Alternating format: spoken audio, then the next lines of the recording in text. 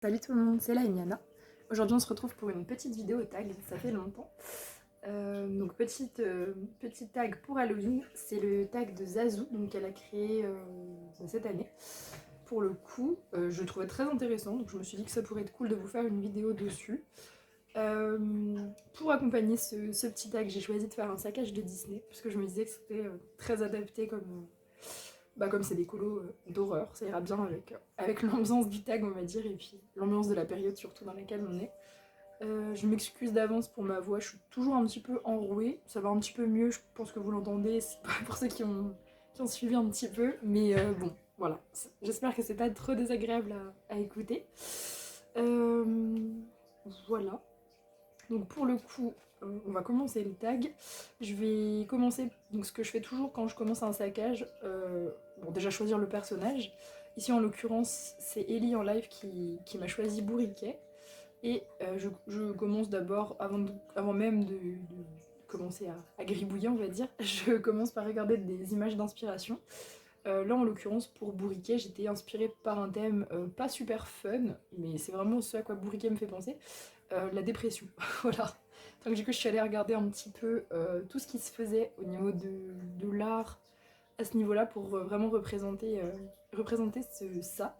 Et j'ai vu surtout beaucoup de dessins, de mise en couleur, etc. En noir et blanc. Voilà, vraiment sans couleur. Et je trouve que ça rend les illustrations encore plus marquantes. Je me suis dit que j'allais peut-être faire quand même ressortir un petit peu de rouge. Mais on verra ça pendant le colo. Voilà, noir, blanc, rouge. Et je pense que ça peut être pas mal. Voilà. Donc, je vais commencer à répondre aux questions. Et en attendant, je vais commencer à dessiner un petit peu les rajouts, les modifications, etc. que je veux faire.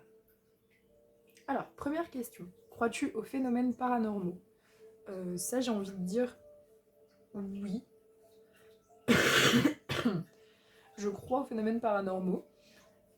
Après, enfin, comment dire, je reste assez sceptique, surtout par rapport aux vidéos, aux gens qui postent des choses là-dessus. En général, je me méfie quand même pas mal. Je suis assez... j'ai un petit peu de mal à croire ce qu'on voit, ce qu'on entend, etc. Notamment avec les gens qui font beaucoup d'enquêtes paranormales, des choses comme ça. Mais sinon, le paranormal, en règle générale, je dirais que oui. Deuxième question. As-tu vécu une expérience paranormale? Si oui, raconte-nous. Ça, je sais pas vraiment si on peut appeler ça une expérience paranormale.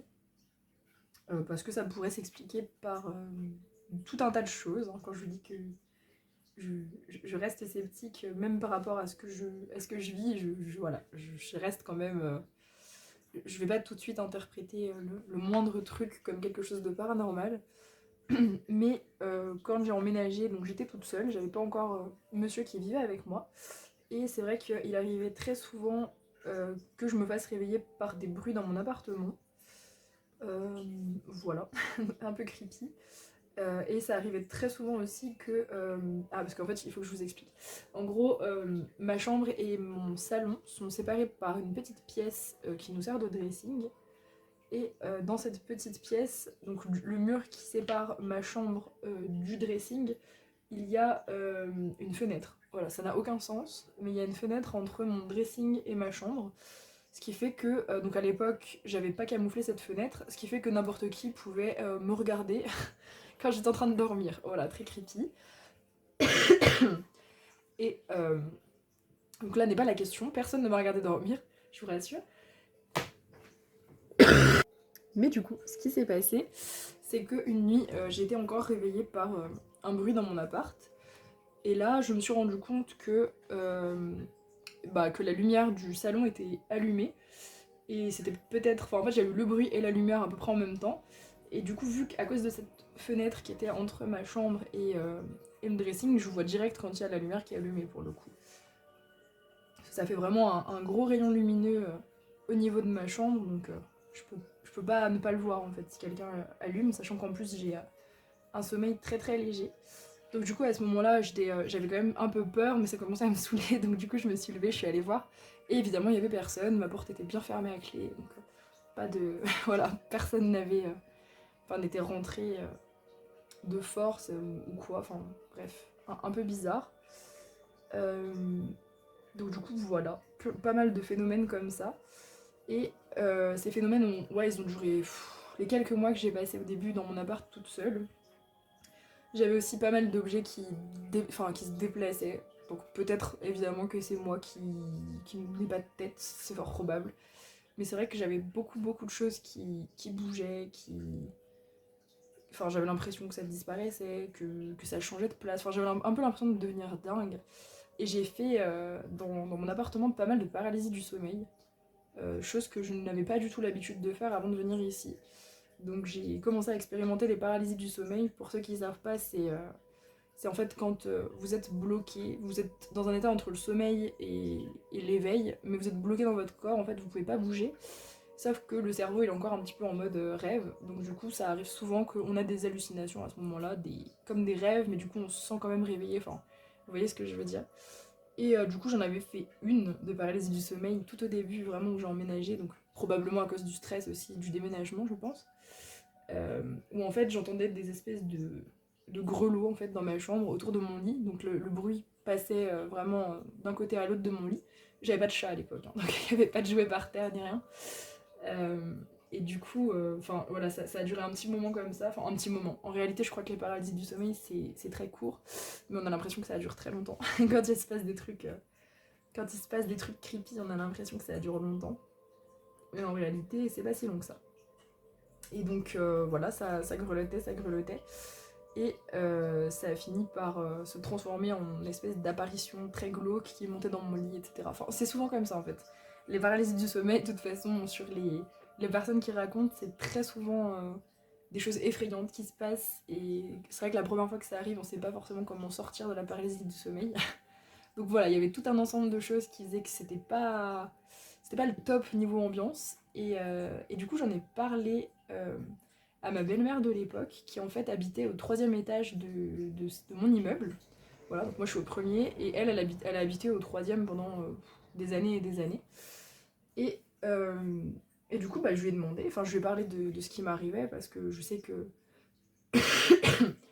mon père et elle sont pas du tout sceptiques à ce niveau-là, et voilà, je savais très bien qu'ils allaient pas se moquer, entre guillemets, et me charrier un petit peu, enfin voilà, je savais très bien que je pouvais leur en parler, donc je leur en parle. Et je voyais que bah, elle avait l'air un peu... Enfin, que mon histoire, ça avait l'air quand même de pas trop la surprendre. Et en fait, elle me rappelle l'espèce de petite statuette. Parce qu'en fait, j'ai une petite statuette de Ganesh, oui, c'est Ganesh, qui est dans un espèce de tiroir de plafond qui est chez moi. Et c'était mon propriétaire qui me l'avait montré quand j'ai emménagé. Il m'a dit ça appartenait à une ancienne locataire. Donc on a une petite statuette de Ganesh qui est tournée vers je ne sais plus quelle direction pour qu'il protège l'appartement. Et voilà, apparemment c'est une femme qui était très spirituelle dans notre appart et qui avait dit qu'elle voulait le laisser pour vraiment voilà, protéger l'appartement. Donc c'est qu'il y avait besoin du coup de faire quelque chose. Et en fait, donc du coup, je demande à ma belle-mère s'il y avait une raison pour ça. Et en fait, elle me raconte que effectivement, il y a quelques années, donc je crois que c'était... du coup, ça ferait 9 ans maintenant, 9-10 ans.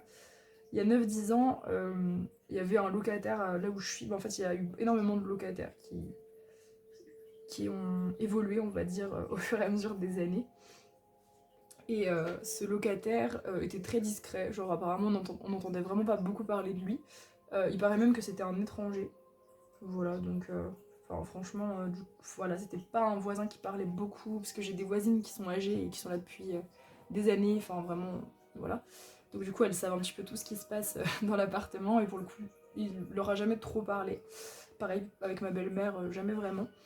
Et un jour, la dame qui habite sur le même palier que moi, donc au premier aussi, parce que du coup, on est deux sur le même palier, cette dame, à un moment, a remarqué qu'il y avait une odeur abominable qui émanait de mon appartement. Et elle a commencé à en parler aux voisins et tout. Et eux aussi sentaient que c'était vraiment une horreur. Donc vous le sentez arriver, je pense. Mais du coup, ça faisait apparemment des jours et des jours que le mec qui vivait dans mon appartement s'était suicidé. Enfin, on pense que c'est un suicide du coup. Et, euh, et voilà, et personne n'a remarqué. Enfin, il devait être très très seul parce que du coup, personne n'a remarqué qu'il était mort, quoi. C'est vraiment les voisins qui ont alerté et personne s'est inquiété et tout. Et puis, ouais, apparemment, c'était assez affreux comme, comme histoire pour le coup. Voilà, et ce qui est ultra bizarre, mais ce qui est peut-être une grosse coïncidence, c'est que quand j'ai appris l'histoire de cette personne, j'ai plus jamais eu de phénomène. Et voilà. Plus rien de bizarre ne s'est jamais produit. Et puis maintenant, je vis plus seule et puis mon copain n'y croit pas du tout, donc il relativise. Dès que je trouverais quelque chose de bizarre, il rendrait ça drôle et il relativiserait. Donc voilà, pour l'histoire. Je ne sais pas du coup si c'est une histoire paranormale, mais voilà, c'était la petite creepypasta. Non, c'en est pas une du coup. Petite histoire paranormale, entre parenthèses, je ne sais pas. À vous de, à vous de vous faire une idée là-dessus. Et pendant ce temps-là, j'ai fait mes rajouts sur le bourriquet. Vous voyez que déjà au niveau du dessin, on commence à voir qu'il y a un changement. Je vous dis, ça va être un peu... Il va être un peu glauque, hein, celui-ci. Je veux faire fort pour Halloween. C'est mon saccage d'Halloween, alors bon. Ok. Alors, as-tu déjà... Ah bah, j'ai un peu répondu. Troisième question, as-tu déjà habité ou visité un lieu hanté? Et bien du coup, habiter, je ne sais pas vraiment si on peut dire qu'il est hanté. Je ne m'avancerai pas là-dessus. Visiter en tout cas, pareil, je sais pas si c'est hanté, je suis pas qualifiée pour dire s'il est hanté ou pas. Mais quand j'étais au collège, on s'amusait avec un groupe d'amis. On aimait beaucoup les choses creepy, etc. Et on s'amusait à faire un peu d'urbex, mais vraiment de l'urbex, comment dire, sans prendre aucune précaution, sans connaître les risques. Enfin, vraiment, ne faites pas ça, quoi. C'était vraiment l'urbex du type je rentre dans des bâtiments abandonnés sans savoir quels sont les dangers, sans avoir prévenu personne si jamais il m'arrive quelque chose. Enfin, très mauvaise idée, quoi. Bref, on était jeunes, hein, donc voilà. Mais c'est très stupide et très dangereux. Et donc on avait un bâtiment qui était pas loin du collège, donc on y allait parfois. Au début, on se contentait juste de rentrer dans la cour parce que l'endroit était très creepy. Genre, tout à l'intérieur était dévasté et tout. Enfin, c'était vraiment le vieil immeuble bien crade et tout. Puis à force d'y aller, on a commencé à prendre la confiance et à se dire que on pouvait peut-être rentrer. Déjà, quand on rentrait, on se faisait peur. Enfin, vous voyez, quand il y a l'énergie de groupe, on était tous en train de se faire peur et tout. Et du coup, on était vraiment comme des abrutis à s'imaginer des histoires. Et puis, on avait tellement peur qu'on n'arrêtait pas de faire comment on appelle ça, des pareils de lit. Enfin, genre, on voyait des trucs là où il n'y en avait pas. Enfin, bref, vous voyez le genre, quoi. Sauf que, à cet endroit, il s'est avéré que parfois, on laissait des choses juste comme ça en mode offrande, mais c'était juste pour rire, et les choses disparaissaient.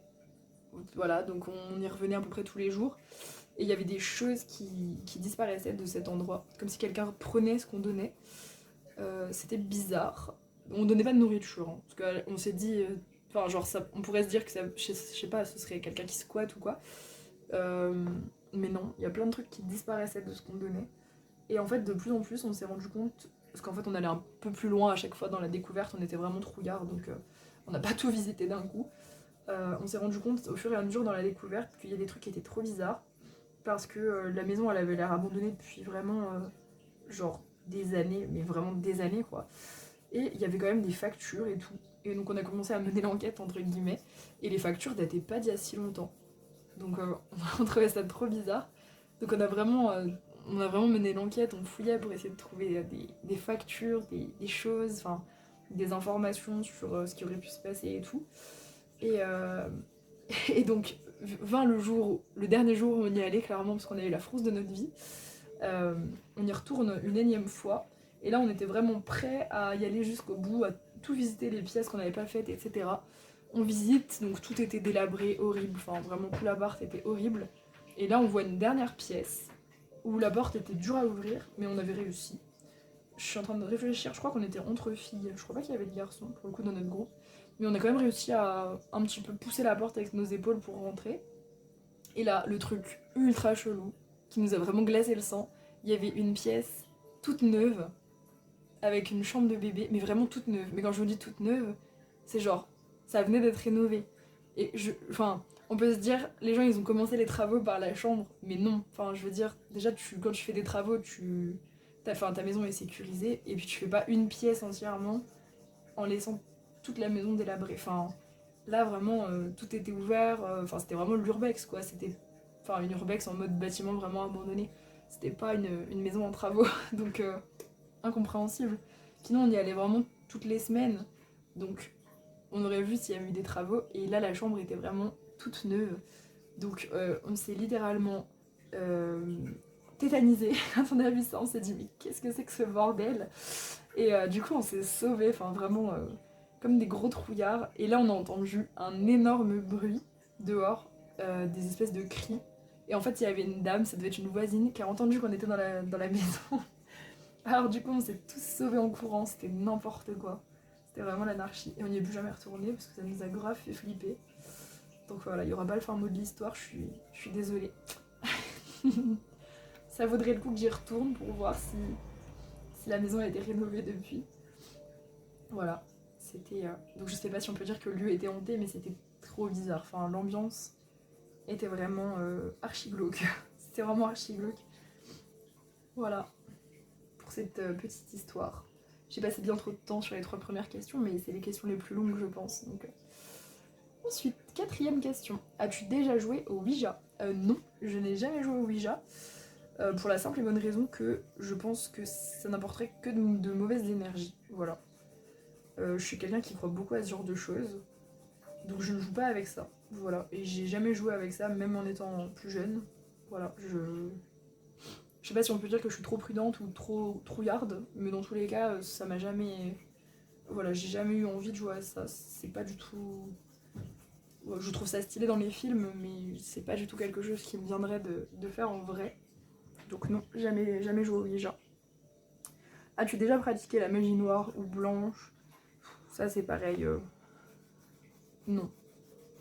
J'ai envie de dire que non. En fait c'est compliqué parce que parler de magie c'est assez vaste je trouve. Il y a énormément de choses qu'on peut considérer comme de la magie. Et c'est vrai que pour ceux qui savent pas, je suis prof de yoga, donc au niveau de la spiritualité il y a des choses on va dire auxquelles je crois, etc. Et est-ce qu'on peut appeler ça de la magie véritablement? Enfin, je pense que ça dépend de ce qu'on appelle magie. Donc je dirais que non. Voilà, vraiment pour le terme comme ça. Ouais, je dirais que non. 6e question. Quel a été ton plus beau costume d'Halloween? J'ai réfléchi un petit peu. Et je dirais que c'est... je sais plus quand est-ce que c'était. Ça doit être en 2017 ou en 2016. On avait fait une soirée d'Halloween avec ma maman et notre groupe de personnes qui aimaient le cosplay, etc. On a fait une soirée d'Halloween à la fête foraine, voilà. Et c'était trop bien, genre tout le monde était déguisé, on avait tous des costumes de ouf et tout. Et on s'était vraiment donné du mal, on avait passé une super soirée. Je m'étais déguisée en la marionnette dans Saw, voilà. Et je trouve que mon costume était vraiment bien, j'avais la perruque, j'avais tout. Pour prendre des photos, j'avais même un tricycle, enfin c'était voilà. C'était merveilleux. Franchement, c'était, je pense, mon meilleur costume d'Halloween. C'était vraiment, ouais, c'était vraiment chouette. Je m'étais donné du mal. Seul petit problème avec ce costume, c'est que j'avais rien pour faire, vous savez, les petites joues rouges en tourbillon de la marionnette dans le seau. J'avais pas de maquillage un petit peu précis, etc. Et du coup, j'avais dû utiliser des feutres à alcool. Du coup, j'avais utilisé des feutres à alcool rouges pour faire mes joues. Et alors, autant vous dire que ne mettez pas de feutre à alcool sur votre peau, parce que ça ne s'enlève pas en fait. Voilà, c'est très compliqué à virer. Donc du coup, bah, j'arrivais pas à l'enlever. Enfin, je suis rentrée chez moi, j'ai frotté, ça partait pas. Et je me suis retrouvée 3-4 jours avec les joues encore un peu roses. Enfin, c'était l'anarchie, quoi. Ça ressemblait à rien. Voilà. En plus, j'allais à l'école pas longtemps après, parce que du coup, c'était la fin des vacances. Non mais, voilà. Très, très malin. Mais à part ça, le costume était bien. Voilà. 7. Jusqu'à quel âge as-tu participé à la cueillette des bonbons? Et ben jusqu'à l'année dernière. Parce que du coup bah, j'ai des frères et sœurs. Donc je participe avec eux à la cueillette des bonbons. Voilà.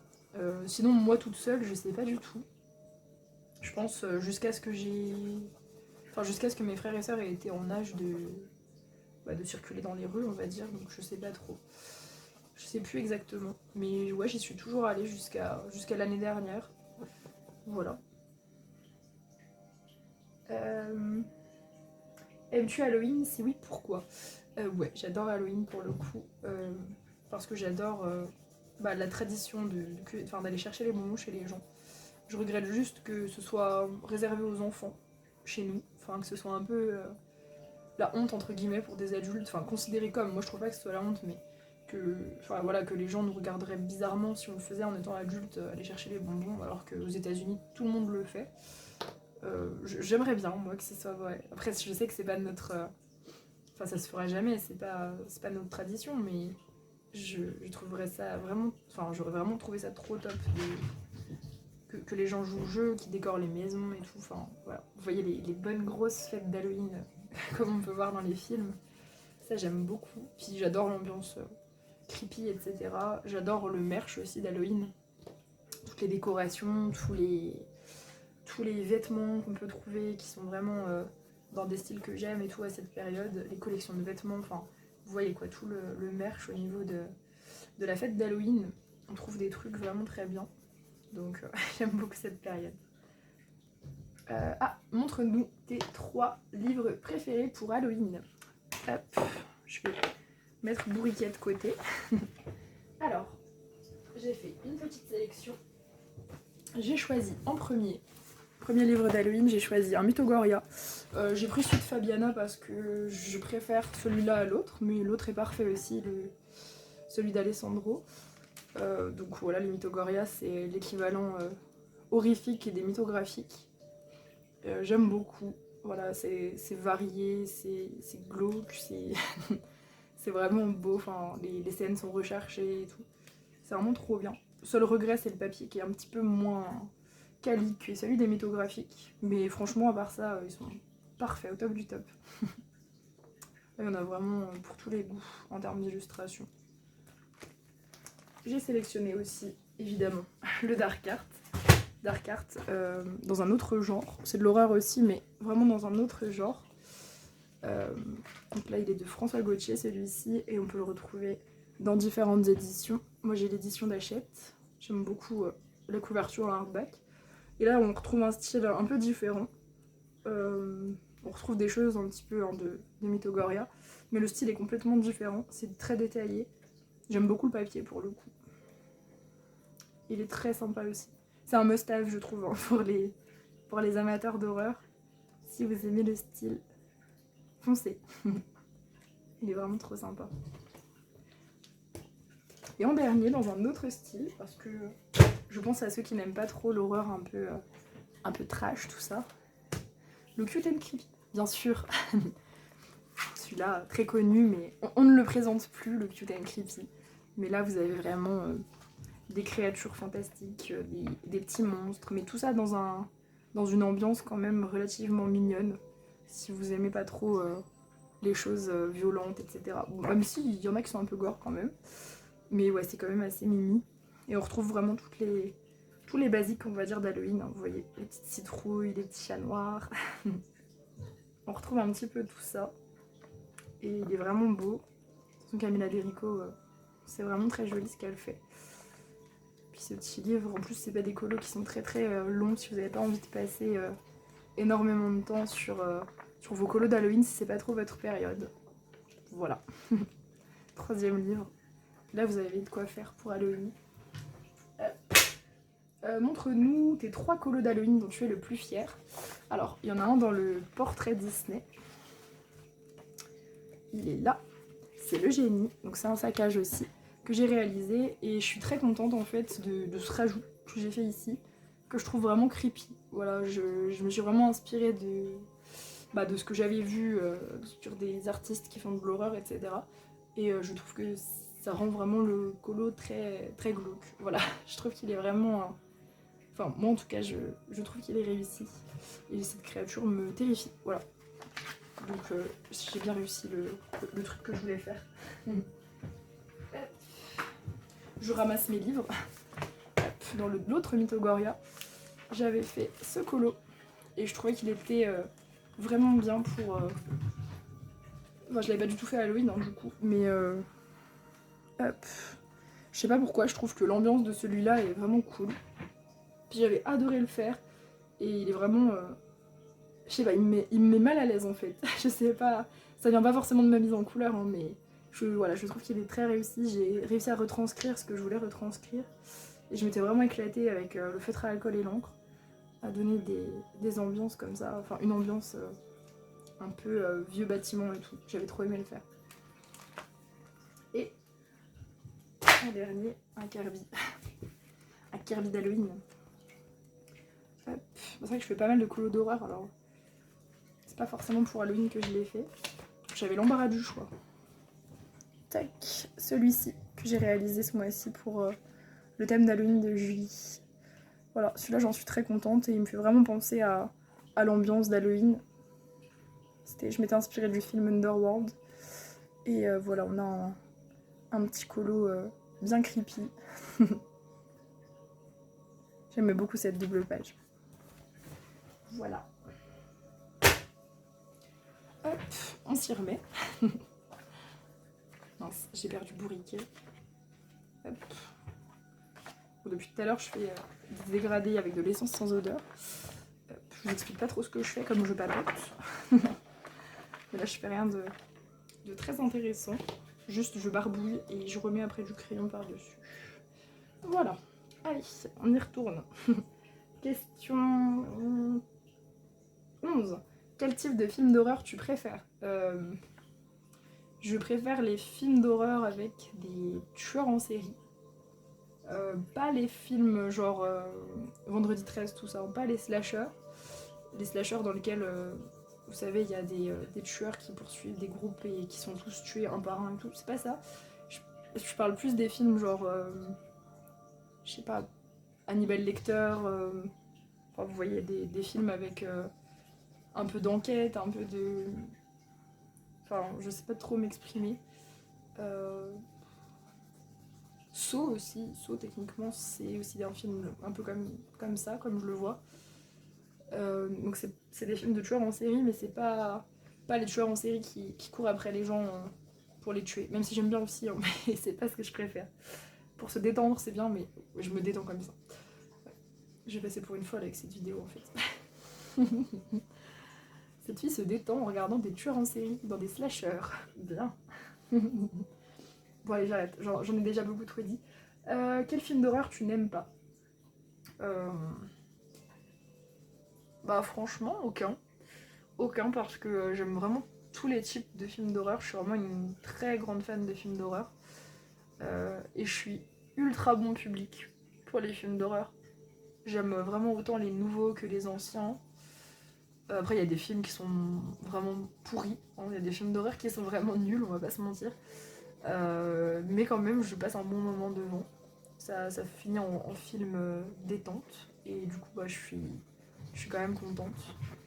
Voilà, il y a des films d'horreur devant lesquels on se prend pas la tête, d'autres où ça te retourne le cerveau. Enfin, j'aime beaucoup. Voilà, c'est très varié, je trouve, les films d'horreur. Il y a énormément de films d'horreur différents, d'ambiance, du style de film et tout. Et franchement, je crois que j'aime tout, même les films d'horreur comiques, genre Scary Movie, etc. De temps en temps, ça me dérange pas du tout d'en regarder. Donc voilà, je pense que j'aime tout. 13. Irais-tu passer une nuit dans un cimetière? Bah, ça dépend. Enfin, si c'est juste comme ça, pour rien, non. Je ferais pas ça. Puis si c'était un défi, oui, je pense que je le ferais. Je dormirais probablement très mal, mais je le ferais probablement. Voilà, je sais pas. Je sais pas pourquoi je le ferais, mais oui, ça me dérangerait pas tant que ça en vrai. Ensuite, 14. S'il y avait une invasion de zombies, quelle serait ta stratégie pour survivre? En cas d'invasion de zombies, je pense que déjà, je barricaderais évidemment mon appart, mais on a une cour intérieure, donc ce serait grave pratique. Après, ça dépendrait des zombies. Voilà, si on veut chipoter, ça dépendrait des zombies. Parce que si c'est des zombies genre World War Z, on est mort. Voilà. Dans tous les cas, ils arriveront quand même à arriver chez nous en passant par les petits murs, donc c'est mort. Mais si c'est des zombies genre, je sais pas, ceux de Walking Dead par exemple, et ben déjà on se barricaderait. Et puis après je pense qu'on essaierait de circuler par les toits pour essayer d'accéder à des immeubles et bah, aller chercher de la nourriture, des armes et tout. Parce qu'on peut pas mal, j'habite en ville, donc on peut pas mal faire une espèce de parcours sur les toits de ma ville et on pourrait passer par les fenêtres et tout des gens. Voilà, pour aller chercher des trucs chez eux, pour essayer de voir, si, je sais pas, par exemple accéder à l'armurerie, il y a une armurerie pas très loin.